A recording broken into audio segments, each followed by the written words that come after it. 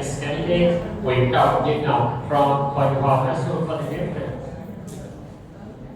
The topic is going to discuss is nowadays many parents put pressure on the children so that they excel in schools as well as in other extracurricular activities. Why do parents do this? It is a positive or negative development for the children.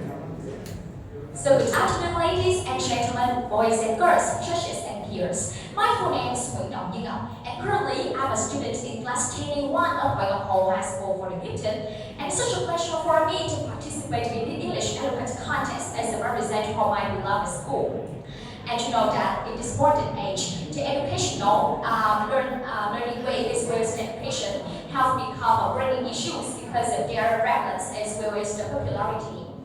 And from this point, the students, especially the high school students, are required to be the well-rounded one in order to be the household names and to live up to their parents' expectation. However, this also raises a debate over whether parents should put too much pressure on their children to be the best one in both extracurricular activities or both academic performance. And right now, as a student, high school student, I'm going to stand here and give you reasons why parents should put pressure on their children and why they shouldn't. Now let's begin. So on the one hand, let's talk about the positive of this pressure. First and foremost, maybe the teaching responsibility. Why? Because the parents are the one who are us. So it's absolutely they don't want the best thing for us, right? They don't want to be well and they don't want to be a better one in this social. The making social. They don't want us to be the top cream of the cake and not to become a passion of the family. So that's why they put too much pressure on us in order to shape up in the best version of ourselves. And they have too much expectation for us. Why? Because we're out their children. And parents always want the best thing for their children. So they want you, they think that your duty is to live up to the expectation and be the right of the whole family for you and your community. Secondly, is the future career.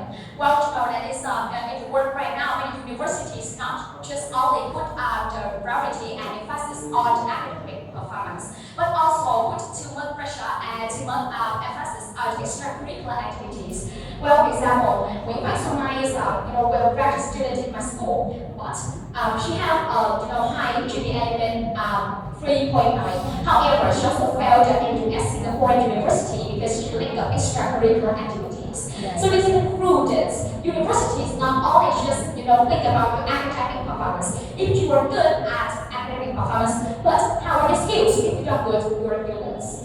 Not to mention, you can get skills through the extracurricular activities, for example, confidence, independence, and communication skills. If you just stay in your house and lock yourself in the room all day, you can't develop your communication skills as well as communicate with more intellectual peers, which is still a sign of developing in yourself. Last but not least, maybe the prevention duty. Well, to live up to the social norms right now, in this demanding environment, you need to be the best in order not to be discriminated. And you can see that just so many people who have famous or maybe good or excel in their chosen career, they can go and rank ranked. So how about the other one? Less developed one. Well, they are discriminated heavily in today's society. So from this point, your parents want you not to be discriminated. So how about the negative aspects? First is the burden and the mental problems. Well, because the parents put too much pressure and too much expectation on their children. What if the children fail? They will feel that, well, I'm such a failure and I can't do anything to doubt about their capacities and it's preventing them from doing more and being out of the box or do something they like. And therefore fear of being production and want to be the host for next. They will always stick in their mind that they must be the best. But if they fail, they will feel that, oh my God, I'm so bad and I don't believe in myself anymore.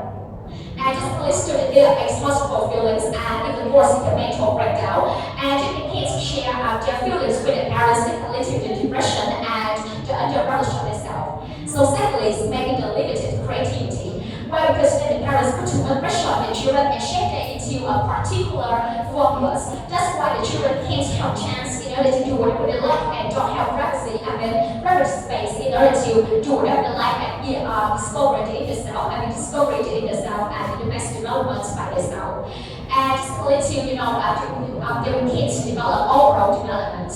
And really to the characteristic of the baby depressed and less creativity and innovation than others.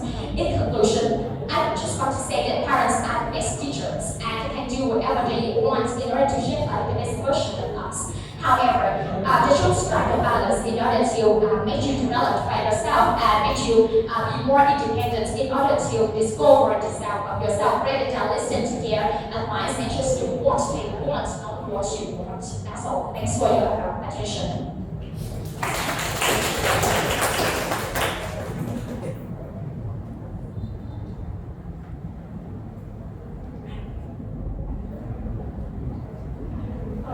One question for you. What do you think parents can do to encourage children to be more independent?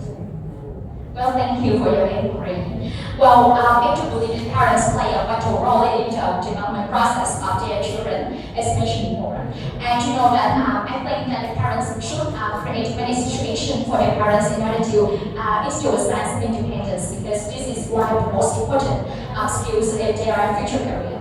And they can let their children to be at home, and then they can go for work maybe an hour, and then is to let the camera, and you can see that what their children can do if they live alone. Or you can set a play that children can live or something like that, and can go to the house to see that what your children should do.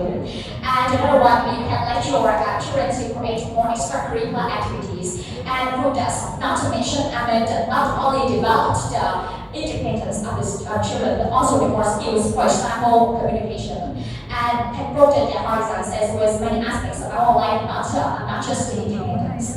And thirdly, you can elevate the children awareness by talking to them that independent is the best way for you, because you need to do blah blah blah blah, and you need to, because this is one of the most vital roles in the future career of you. So as a student, what do you do to maintain a balance between studying well at school and taking extracurricular activities? Thank you for your inquiry. Well, fortunately, I'm a student at high school for the gifted, and my school contains a lot of clubs, academic crew or play, which facilitates me to take part in a lot of extracurricular activities in order to develop both my mental health as well as physical health. And for a day, I tend to sit glued to my chair and then read midnight all every night. However, sometimes my school also facilitates and empowers students in order to take part in many activities, both the academic and the mental one.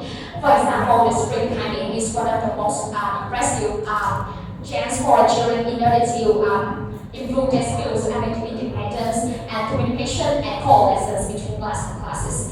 And I'm absolutely take part in this because this brings the awareness of me. And not to mention, I also take part in many academic competitions like this one, because this is not only a playground for me to express myself in my chosen career, in my passion, but also for giving me chance to make friends with a lot of intellectual peers right now.